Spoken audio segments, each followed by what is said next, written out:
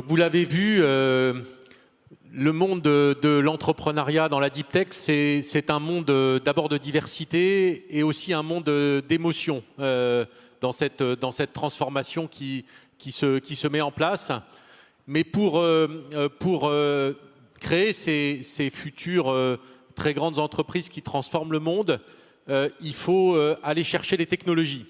Et ces technologies, elles sont dans les labos de recherche, elles sont sur des paillasses, dans les universités, dans les grands centres de recherche.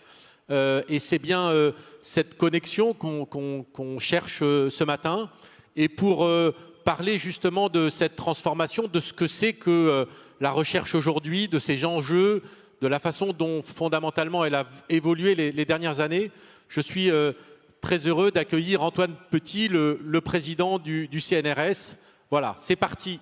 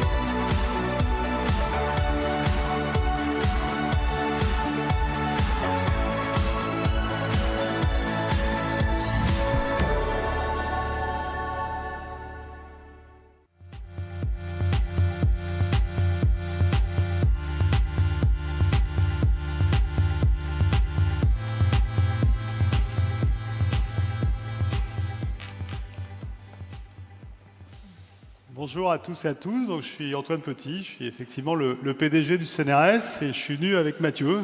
Bonjour, je suis Mathieu Masselin, je suis le CEO de Wondercraft. Wondercraft, on est la startup qui fait ce que vous êtes en train de voir juste ici. Voilà, et on va essayer de vous démontrer pourquoi là, une recherche fondamentale au meilleur niveau international et l'entrepreneuriat, ça fait bon ménage et c'est même probablement une des caractéristiques nécessaires de la deep tech. Et de la deep tech, c'est lié au fait qu'il y a, comme son nom l'indique, une technologie profonde, et que cette technologie profonde, eh bien, si elle est basée sur de la science au meilleur niveau international, vous avez plus de chances que l'entreprise que vous allez créer, eh bien, elle soit performante au plus haut niveau international, et c'est exactement ce que fait Wondercraft. Ouais, alors, il faut voir que derrière cet exosquelette que vous voyez là, il y a plus de 10 ans de travail, des dizaines de chercheurs qu'on a fait venir, qu'on a recrutés, qu'on a formés. Mais au-delà de la science, il y a aussi le besoin. Et moi, j'avais une question pour Antoine, mais pour vous tous. Antoine, c'est quand la dernière fois que tes enfants sont venus te voir? Il y a 3 jours. OK. Et quand est-ce que c'est la dernière fois que vous êtes allé voir vos parents? Je pense assez récemment. Imaginez que vous ne soyez pas allé les voir depuis un mois, ou depuis un an, ou depuis 5 ans. En coulisses, là, on a le reste de l'équipe. On a Stanislas, Jean-Louis, Kevin qui vont vous expliquer comment marche l'exo. Kevin, ça fait 10 ans qu'il n'est pas allé voir son père. Et la raison pour ça, c'est que quand vous êtes en fauteuil, vous pouvez adapter votre appartement, vous pouvez faire en sorte que chez vous, vous soyez à l'aise, mais vous ne pouvez pas adapter le monde. Le monde, il ne peut pas être adapté pour les fauteuils parce qu'il a été construit pour des personnes qui sont debout sur leurs pieds. Et c'est vraiment ça, ce sur quoi on a voulu travailler depuis le début de Wondercraft. C'est pour ça qu'on fait travailler des dizaines et des dizaines d'ingénieurs, de chercheurs, de docteurs, des gens comme vous, en fait. Et voilà, c'est ça qu'on voudrait vous montrer à toi, Antoine, et à vous. Allez, on y va. OK, c'est parti. Donc maintenant, Kevin va pouvoir s'installer dans Atalante. Donc pour ça, on va ouvrir toutes les attaches. Donc, vous pouvez voir qu'Atalante, c'est un exosquelette de marche qui donc va permettre à Kevin de se lever et marcher. Il a une structure totalement différente de la plupart des autres exosquelettes qu'on peut trouver sur le marché. Et ça parce qu'il est équipé de 6 moteurs sur chaque jambe, donc qui permettent de faire tous les mouvements du pied par rapport au buste. Et la raison pour laquelle on est parti sur un design comme ça à l'origine de Wondercraft, c'est qu'on a regardé dans l'état de l'art ce qui se fait, et on a vu que dans le monde des robots humanoïdes, il y a beaucoup de robots capables de marcher debout sur leurs 2 pieds et stables. Et donc à ce moment-là, on s'est dit, qu'on allait designer un robot humanoïde avec une forme d'exosquelette qui serait capable de non seulement marcher en équilibre, et aussi de transporter un humain en totale stabilité. Kevin, est-ce que tu peux te présenter un tout petit peu? Bonjour à tous, je m'appelle Piet Kevin.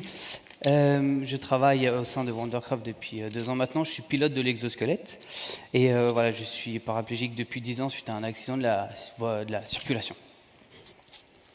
Et du coup, quand Kevin nous a rejoints, ça a été un moment assez fort parce que voir des personnes qui utilisent l'exo, et ça nous permet de comprendre beaucoup mieux ce dont ils ont besoin. Et derrière, ça nous permet aussi de comprendre le sens de ce pourquoi on travaille. Et des personnes comme Stanislas, comme Jean-Louis, qui au quotidien développent les algos qui font bouger l'exo, ils ont besoin de voir le sens de ce qu'ils font au quotidien. Et en fait, on a une synergie vraiment très très forte au sein de Wondercraft entre les utilisateurs, les développeurs et toute la partie business et stratégie. Absolument, et on a une équipe forte d'un point de vue scientifique qui du coup travaille sur... on a étudié des centaines de papiers de recherche avec une équipe composée d'ingénieurs, de docteurs et de doctorants comme vous pour arriver au niveau de stabilité et de confort pour le patient qu'on va vous montrer d'une minute à l'autre. Vous pouvez voir qu'au niveau de l'installation de Kevin, il a mis ses jambes dans les jambes d'Atalante. Il a positionné on a attaché ses pieds, ses genoux et ses cuisses à l'aide de straps. Et au niveau du buste, même chose. En termes d'interface de commande, il va utiliser l'IMU qui se trouve au niveau de sa nuque et la télécommande qu'il a sur la jambe droite de l'exosquelette pour pouvoir se déplacer en toute autonomie. Voilà, dès à présent, je vais pouvoir enfin me lever.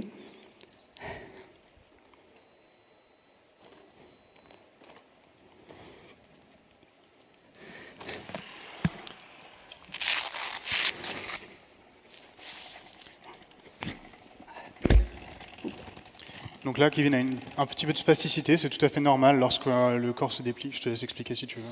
Voilà, en fait, à force de ne pas me lever, j'ai ce qu'on appelle de la spasticité, c'est une réduction musculaire, c'est les muscles qui se rétractent. Donc au moment où je me lève, en fait, le muscle a un effet un peu élastique, et c'est juste au moment où il a juste besoin de se détendre, en fait. On appelle ça de la spasticité dans le milieu médical. Ok. Tu viens nous rejoindre, Kevin? Je viens vous rejoindre. Ok, donc là, vous pouvez voir qu'Atalante marche de façon totalement équilibrée, Kevin marche de façon totalement équilibrée avec Atalante. L'idée étant qu'à chaque milliseconde, en fait, Atalante détecte les efforts qu'il y a au niveau de ses pieds et des 5 IMU qui se trouvent dans son corps pour modifier et corriger sa trajectoire et assurer la stabilité de Kevin. Kevin, qu'est-ce que tu ressens en marchant? Est-ce que c'est difficile? Tu as des efforts à faire? Totalement rien du tout, je fais rien du tout.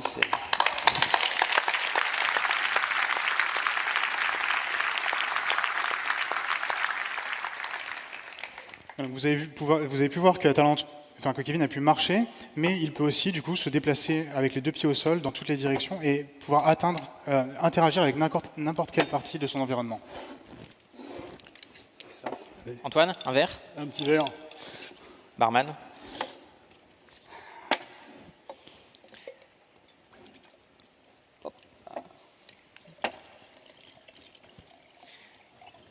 Ce que vous voyez là, c'est que Kevin n'a pas besoin d'utiliser ni ses mains ni quoi que ce soit pour gérer l'équilibre. Comme disait Stanislas, hop là. Bon. C'est vraiment l'exosquelette qui gère l'équilibre pour Kevin.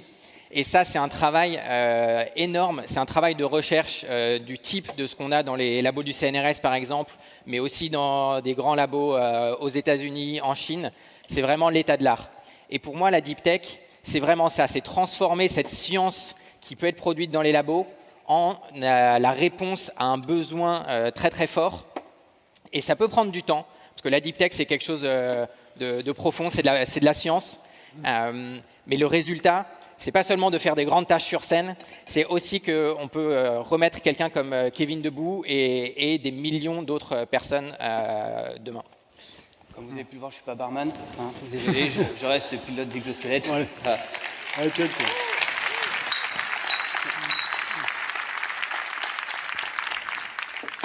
Kevin, est-ce que tu peux nous parler un petit peu qu'est-ce qui a changé dans ta vie depuis que tu utilises Atalante? Alors, il y a eu beaucoup de changements.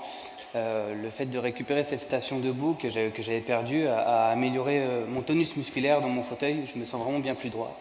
Ça a aussi arrangé mon transit. Le fait d'être debout, c'est vraiment la pose naturelle, donc on en a besoin au quotidien.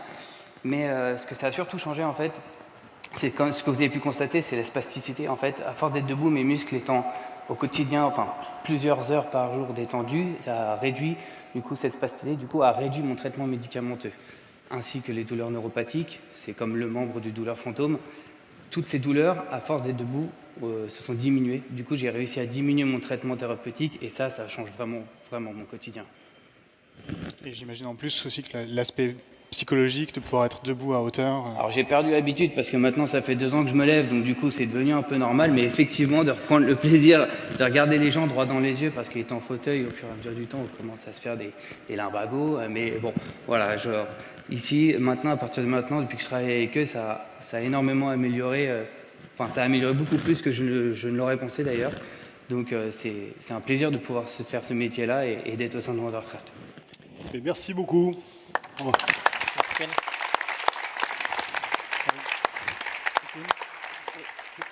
Qu'est-ce que tu peux faire d'autre du coup avec Atalante ? Du coup, avec Atalante, je peux me déplacer dans un périmètre, peu importe, je peux faire plusieurs mouvements. Donc, reculer. Voilà, reculer, tourner, me déplacer. En fait, je peux circuler dans l'espace que je veux.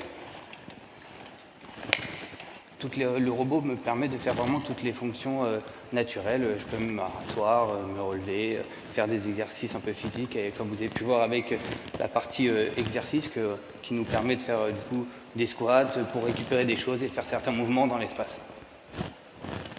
Voilà. Okay. Merci beaucoup. Merci de rien. Merci à vous. Je crois que comme l'ont bien expliqué Mathieu et ses collègues, il faut être conscient du fait que derrière ça, il y a énormément de recherche fondamentale de très haut niveau. Moi, je me souviens avoir visité il y a 17 ans des laboratoires au Japon où il y avait des robots humanoïdes et on se demandait à l'époque mais pourquoi est-ce que les chercheurs perdent du temps à faire des robots humanoïdes, à quoi ça sert? Mais en fait, c'est un robot humanoïde ici qui est derrière et je crois que ça montre à quel point on a besoin de recherche fondamentale. Alors, quelques mots sur le CNRS quand même. Donc, le CNRS, il a été créé, vous le savez sûrement, mais je vous le rappelle, le 19 octobre 1939. Alors, ceux d'entre vous qui sont férus d'histoire se disent, mais 19 octobre, c'est quelques semaines après la déclaration de guerre.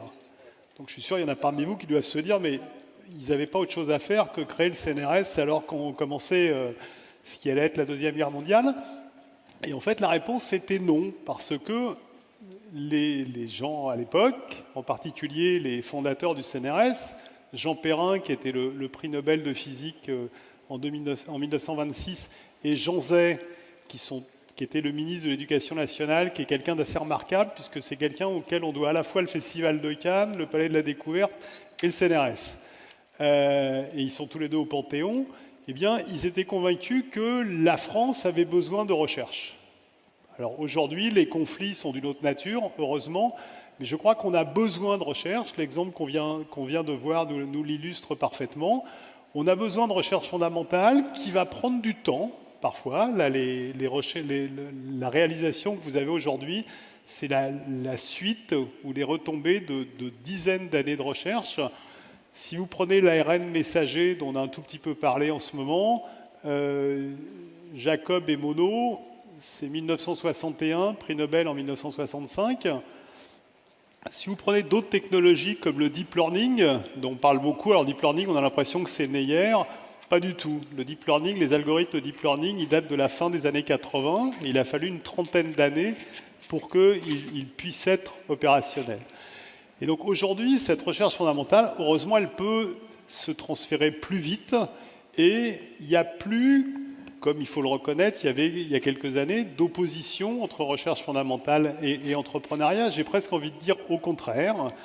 Et donc le CNRS, pour vous donner un exemple, avec ses partenaires académiques, et je salue ici la présence de Sylvie Retailleau, qui est présidente de l'université française numéro 1 à Shanghai, 14e cette année. Donc on peut... Non mais on peut être fier de ça. Hein, on peut être fier de ça, c'est-à-dire que, comme le disait Sylvie une fois, tant qu'elle n'était pas classée à Shanghai, ça n'intéresse tout le monde venait nous voir en nous demandant et pourquoi les universités françaises ne sont pas classées à Shanghai. Maintenant qu'on est aux champions olympiques, ça n'intéresse plus personne. C'est un truc un peu bizarre, mais ça on pourrait en discuter. Mais on a besoin donc de ce transfert. Et le CNRS crée, je le disais avec ses partenaires, une centaine de startups par an, avec certains succès qui prennent du temps, mais qui sont remarquables, puisque nous sommes rentrés au CAC 40 il y a 2 jours, la semaine dernière. Je vois Nicolas qui me regarde en me disant « mais il est fou ». Eh bien pas du tout. Eurofins Scientifique, qui est rentré au CAC 40, c'est issu d'un laboratoire commun entre l'Université de Nantes et le CNRS. Alors ça date de milieu des années 80, hein, donc je ne vais pas vous prétendre que le CNRS est réellement pour quelque chose aujourd'hui dans l'entrée du CAC 40. À l'époque, on n'a pas pris de part dans la boîte, ce qui est tout à fait dommage, parce que ça nous aurait fait sûrement du bien. Mais je crois que c'est ça qui est important, c'est de permettre aux chercheurs qui le souhaitent de passer la rampe, si je peux dire, et de devenir entrepreneur. Je ne crois pas qu'on devienne chercheur en ayant comme objectif premier d'être entrepreneur. On devient chercheur parce qu'on a envie de faire des connaissances extraordinaires, on a envie de faire avancer le monde d'une certaine façon, mais il y a un moment, et on va avoir plusieurs histoires qui vont nous l'illustrer, il y a un moment où vous vous dites, mais finalement, là, ça y est, j'ai une idée qui doit pouvoir se transférer. Et encore une fois, plus cette idée sera, d'un point de vue théorique, au meilleur niveau international, plus vous avez une chance de créer une boîte qui sera disruptive par rapport aux précédentes. Et c'est pour ça qu'il faut vraiment coupler les deux. Il faut aider les chercheurs, ou les chercheuses, hein, parce que vous allez voir qu'il y a des chercheurs et des chercheuses, heureusement, quand ils ou elles sont prêtes à franchir le pas. C'est ce qu'on essaye de faire dans les universités, au CNRS, en lien avec BPI France. C'est vraiment ce transfert, ce qui fait, non pas toute la deep tech, mais une bonne partie de la deep tech. C'est comment on fait, encore une fois, pour transformer d'une certaine façon une invention d'un laboratoire en innovation. Et pour illustrer ce propos, on a déjà vu un exemple avec Mathieu, mais je vais demander à Louis, à Alexandra, à Giorgio et à Anne de nous rejoindre. Bon, ils veulent pas, mais si, ils vont.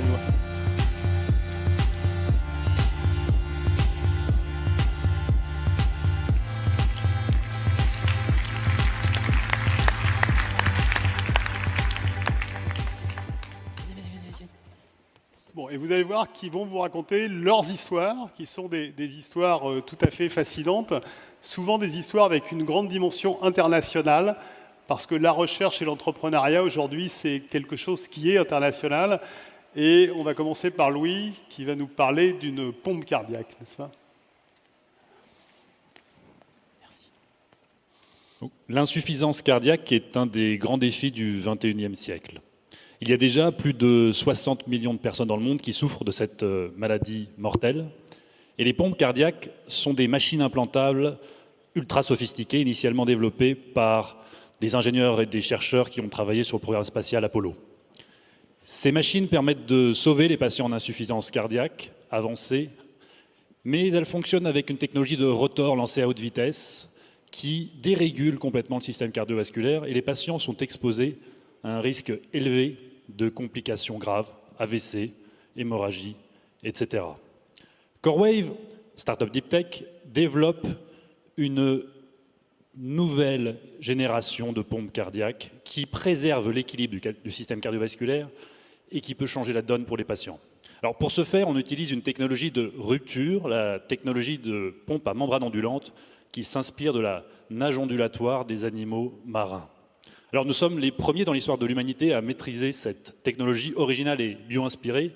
Donc nous devons pousser les frontières de la connaissance dans un grand nombre de domaines de l'ingénierie et des sciences appliquées. Alors les pompes cardiaques, c'est aussi un des domaines les plus difficiles et critiques des dispositifs médicaux. Si notre pompe tombe en panne, des patients peuvent mourir.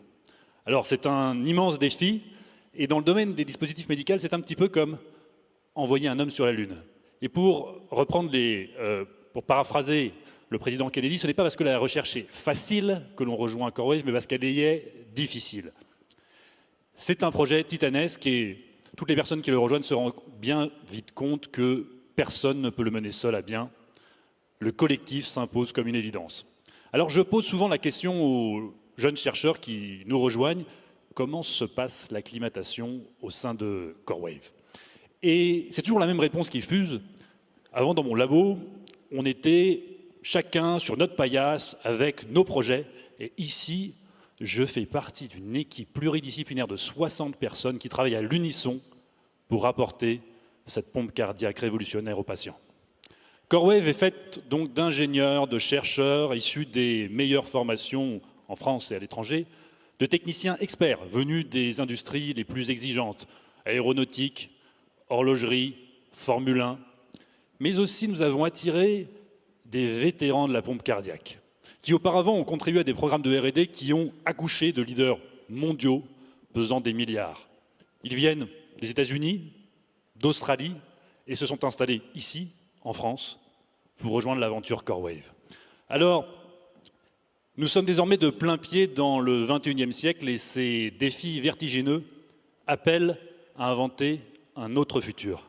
Vous, chercheurs, avez des réponses technologiques à apporter. Et la start-up peut être l'écrin idéal pour exprimer vos talents. La France est devenue un terreau fertile pour les start-up deep tech ambitieuses.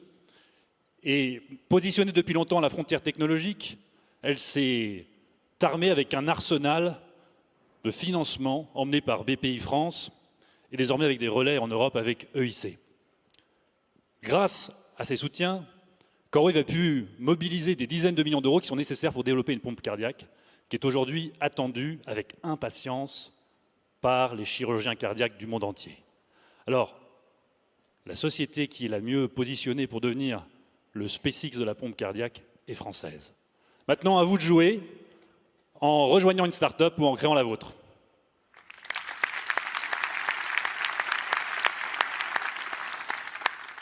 Merci beaucoup Louis. Et pour tous ceux qui ne sont pas complètement au fait des programmes européens, EIC, c'est European Innovation Council, qui vise à aider les startups au niveau européen. Alexandra, on va rester dans le domaine de la santé, mais sur quelque chose qui est plus gai, on va dire, que les problématiques auxquelles s'intéresse Louis. Bonjour à tous, merci de m'avoir invité tout d'abord. Donc je me présente, je suis Alexandra, je suis française et espagnole et je suis chercheuse dans l'âme. J'ai fait donc j'ai d'abord commencé mes études en Suisse, après avoir fait mon lycée en France quand même, à l'EPFL. Ensuite j'ai étudié de l'ingénierie médicale. Ensuite j'étais à Londres à Imperial College pour faire mon master et mon doctorat. Et j'ai fini par faire un postdoc à Boston au MIT. Donc j'en parle parce que c'est vraiment quelque chose que j'encouragerais n'importe qui à faire. J'ai énormément appris en passant d'un système institutionnel à un autre. On ne travaille pas de la même manière en Suisse, en France, aux États-Unis, en Angleterre. Si vous avez l'opportunité, faites-le. Et donc, le thème un peu central de ma recherche a été d'étudier les modèles précliniques, donc soit animaux, soit cellulaires, pour comprendre mieux ce qui se passe chez les humains. Et donc, les maladies qui m'avaient intéressée sont le glaucome, maladie oculaire, le cancer, l'immunothérapie. Et donc vraiment le fil conducteur a été beaucoup d'expérimental, j'ai passé beaucoup de temps avec les microscopes, beaucoup de temps dans le labo et j'avais toujours su que je voulais monter une boîte, seulement je ne savais pas quand. À la fin de mon postdoc, j'ai entendu parler d'une bourse, la bourse Marie Curie, qui m'a permis de rejoindre une start-up et de revenir en France, en Europe en l'occurrence. Mais j'ai rejoint une start-up en France et c'est à ce moment-là que j'ai vraiment eu la confiance en moi, on va dire, pour commencer à me lancer. Et ensuite, j'ai rejoint le même programme dont Johan parlait tout à l'heure, Entrepreneur First, que je conseille fortement parce qu'ils sont vraiment très bons, je trouve, à motiver en fait les chercheurs à sortir un peu de leur bulle académique et à confronter leurs idées sur le marché.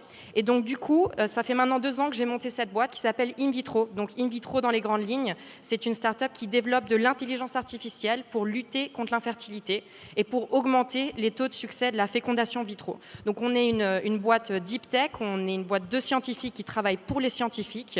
Les personnes qu'on cherche à aider sont les experts de la FIV dans le labo, ce qui rejoint un peu mon expérience. Je n'ai pas travaillé dans un labo de FIV, mais j'étais dans un labo de culture cellulaire. Et en fait, au cœur de la FIV, il y a de la culture cellulaire. On cherche à maintenir les embryons en vie. Et c'est ça qui m'a fait vraiment rejoindre ce milieu fascinant. En gros, on aide des experts à créer la vie dans le labo, donc c'est de la science-fiction, c'est incroyable. Et donc, le message que je voulais vraiment envoyer aujourd'hui pour ceux qui éventuellement aimeraient monter une boîte ou qui se posent la question de faire de la recherche, C'est tout simplement, faites-le. Je pense que mes années de recherche ont été probablement une de mes meilleures époques de ma vie, pour différentes raisons. C'est une époque très formatrice.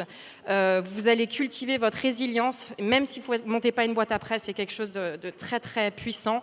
Vous allez surtout cultiver votre curiosité.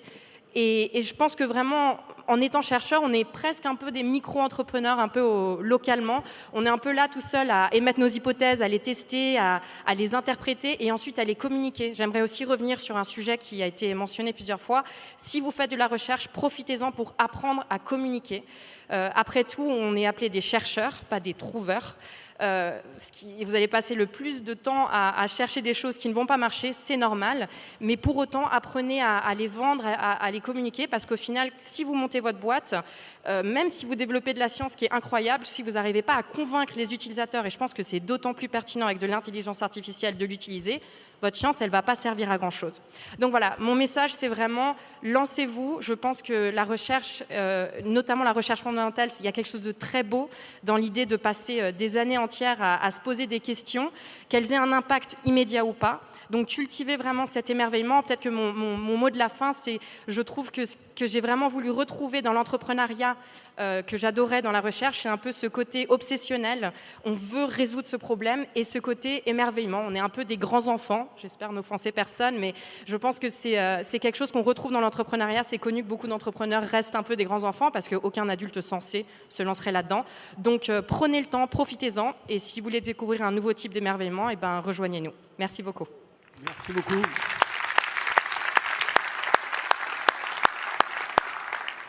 Alors, si j'ose dire, on va passer de l'Espagne à l'Italie. Giorgio, il y a un peu plus longtemps que les autres que tu étais sur les bancs d'université, n'est-ce pas? Mais tu es un serial entrepreneur et tu vas nous parler d'une révolution à venir qui concerne les écrans. Tout à fait. Mais avant là, je voulais dire, vous avez de la chance parce que je pense que vous allez vivre un moment spécial. Les prochaines 10 années, la vague d'innovation qui s'abat sur la planète sera beaucoup plus que les derniers 30 ans. Et si vous êtes dans le deep tech, n'importe ce que vous allez faire, vous allez tomber sur vos pieds. Et en plus, en ce moment, la France a vraiment compris l'importance, l'enjeu des startups. Et donc, il y aura finalement, ça devient quelque chose qui est moins impossible qu'avant. Je dirais même, c'est ce qu'il y a de plus amusant à faire, si je peux dire comme ça. Un mot sur moi-même. Donc, moi, je suis italien naturalisé américain. J'ai passé 15 ans aux États-Unis, 15 ans en Angleterre, 15 ans en France et 15 ans en Italie. Et j'ai défendu ma thèse en fusion thermonucléaire. Mais j'étais impatient. Je me suis dit, ça va prendre 30 ans. Et moi, je n'ai pas 30 ans. Donc, j'ai défendu ma thèse le vendredi. Et le lundi matin, j'ai commencé à réorganiser un groupe de finance. Je suis devenu consultant en stratégie. Et voilà, d'un coup, j'étais expert de finance. Mais bon, après un moment, j'en ai eu marre d'expliquer aux gens comment faire. Je voulais faire. Et donc, j'ai rejoint une start-up dans la vallée. Enfin, j'ai créé une start-up dans la vallée. C'était il y a 30 et quelques années, quand on était encore petit. Et puis, depuis, j'en ai fait 7. Pas toujours que j'ai créé moi-même, mais que je rejoins pour le développement. Il y a une qui était particulièrement intéressante en France. Donc, j'avais fait un spin-out McKinsey. Donc, dans le conseil, j'ai dit, ah, non, c'est plus la peine. Et il y avait cette boîte qui faisait des polymères pour pyrolyser les moteurs d'avion, pour faire du télécom, et on ne trouvait pas d'argent, et on était à la banqueroute. Donc on a dit, où on trouve l'argent? Dans la pharmacie. On a redirigé la société dans la pharmacie, on s'est coté au Nasdaq, et de docteur Anania, pendant 5 ans, tout le monde pensait que j'étais un docteur médical, et donc je m'amusais à donner des avis médicaux à tout le monde autour de moi. Et c'était très sympa. Donc ça a marché. Et puis j'en ai fait une autre qui est montée de 50 personnes à 5000. Mais il faut savoir que les startups, ça fait comme ça et comme ça. Moi, dans la startup qui a monté à 5000, 2 fois, on était à 2 semaines de la banqueroute. Et vous découvrez combien de problèmes médicaux vous avez quand vous pensez que d'ici 1 ou 2 semaines, vous devez licencier 2000 personnes. Ça fait... on découvre des choses de son corps qu'on ne connaissait pas du tout. Bon. Donc, Aledia. Aledia veut révolutionner le marché des écrans. Le marché des écrans, c'est 120 milliards par an. Et les écrans, c'est partout. En fait, votre expérience du monde passe à travers les écrans. Et il y aura un basculement entre la technologie d'aujourd'hui, les cristaux liquides et les OLED, qui sont très, très peu efficaces. pas très brillant, ça se lit pas au soleil, ça dure pas longtemps, etc. Les images sont OK, mais pas spéciales, vers les technologies LED, dites micro-LED. Et ce marché de 120 milliards va basculer, et avec cette rupture technologique, on peut rentrer dedans si on a quelque chose de différent. Donc nous essayons de le faire, c'est quelque chose qui peut être macroscopique. Et je pense que tous ceux qui font des startups ont un peu envie de changer le monde. Donc si c'est quelque chose de plutôt gros que petit, bon, ça aide. On a l'impression qu'on change un peu le monde. Donc on est en train de grandir, on est maintenant 200 personnes. Il y a toujours du risque, mais on commence à être dans la phase où ça commence à devenir vrai. Et les displays, bon, je vais parler 10 secondes de plus. Vous rentrez dans une voiture, la voiture sera qu'un display, on s'en fiche s'il y a un moteur dedans. Vous rentrez dedans, vous voulez continuer à jouer au solitaire ou regarder Instagram. Voilà, donc la voiture, ce sera un écran. Les lunettes à réalité augmentée, ils vont arriver à la fin de 2024. Ils vont reconnaître tout ce qui est autour, sans limite, et vous aider dans faire ce que vous avez envie avec l'aide de l'intelligence artificielle. Mais les lunettes à réalité mixte, qui viennent 2 ans après, vont projeter les personnes et vous ne savez pas s'ils sont là ou pas. C'est un niveau de densité optique que le cerveau n'est pas capable de savoir si la personne n'est pas ou là. C'est un peu bluffant, ça arrive dans 5 à 6 ans. Donc, le dernier mot, puisque j'ai fini et je suis à 0, c'est je pense que vous pouvez beaucoup vous amuser, et il y aura des hauts et des bas, et il y aura quelqu'un qui vont faire faillite. C'est pas grave, vous retombez sur vos pieds, mais vous vous amusez beaucoup pendant ce temps-là. Merci.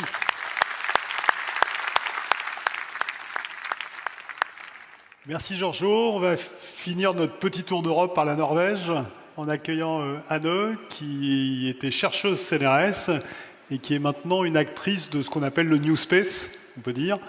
Anne. Bonjour à tous. C'est étrange d'être là sur les scènes, en fait. Parce qu'en 2016, j'étais parmi vous et je ne comprenais rien à l'entrepreneuriat. Et aujourd'hui, je suis en tête de la start-up Deep Tech dans le spatial. Comment je suis arrivée là, je n'ai aucune idée. Donc en fait, qu'est-ce qu'on fait? Le monde spatial est en train de changer fortement. Dans le début 2020, on lançait autour de 40 satellites par an mondial. Aujourd'hui, on lance plus que 1000 satellites mondiaux par an. Et demain, on va lancer plutôt 2000 par an. Les résultats, c'est que les satellites miniaturisés, ils sont opérés dans les grandes constellations autour de la Terre. Il fait plein de choses bien pour le monde. Mais les choses qui est aussi en train de changer, c'est comment on fabrique ce type de satellites et comment on contrôle les satellites en orbite. Donc, je reviens comment j'ai arrivé là, dans le monde spatial qui est en train de changer. On miniaturise les satellites. Et mon boîte, on fait les moteurs pour ces satellites, pour contrôler ces satellites autour de la Terre et les déplacer en constellation. C'est extrêmement important parce qu'on évite des collisions entre les satellites. Et si on continue à lancer les 2000 satellites par an, cette industrie n'est pas durable si on n'est pas là pour fournir ces moteurs. Et en fait, mon parcours, c'est recherche. J'étais chercheur en physique du plasma. C'est un des cœurs sur les propulsions spatiales. Et pendant ma recherche, début 2000, la recherche était focus sur ces 40 satellites qui ont lancé pour les amener en géostationnaire, plus puissant, plus fort, plus gros. On s'en fichait complètement les prix. Le but, c'était les performances. Et au fur et à mesure, on a réalisé qu'en fait, il faut miniaturiser ces moteurs et on commençait à travailler dessus. Et on a commencé à avoir des idées de comment augmenter les performances des petits moteurs. Et c'était les vraies disruptions. On commençait à travailler sur les carburants, plein de choses. Pas très important ici. Mais en fait, c'était tellement disruptif qu'on a eu le soutien, beaucoup de soutien de BPI pour travailler dessus. Pas beaucoup de soutien dans le début par les spatiales parce que nos technologies étaient tellement disruptives. Et c'est pour ça que je me lançais dans l'entrepreneuriat, parce que dans la recherche, on arrivait tellement avancé dans les technologies profondes que la prochaine étape, c'était le produit. Et les seules choses à faire, c'est d'avoir plus d'argent, plus de gens, plus de recrutement. Ce n'était pas assez à recruter 1 ou 2 doctorants à un postdoc. Donc, c'est pour ça que je me lançais. C'était pour amener ces projets même au bout de recherche, appliquer la recherche à quelque chose d'utile. Et tout en coup, je me trouve dans l'entrepreneuriat. Donc, BPI était très important pour nous pour sortir ce type de technologie. Sans eux, on n'était pas là. C'est sûr, sans eux, on était toujours en train de travailler dans les labos pour peut-être creuser un peu plus profond. Donc, en 2016, j'étais là parmi vous. Je dis, est-ce que je veux me lancer? C'est quoi ce type d'investisseur? Qu'est-ce qu'il veut? Et c'est quoi comme aide? C'est quoi BPI? Je ne connaissais pas. C'est quoi le BIG? Et j'imagine que vous êtes en train de penser la même chose. Il y a beaucoup, beaucoup d'aides. 2 secondes. Il y a beaucoup d'aides. Il faut choisir parce que sinon vous êtes aveuglé à trop d'aides en fait. Donc il faut trouver les aides qui vous convient de plus parce que sinon vous perdez trop de temps sur avoir d'aide en fait. Merci.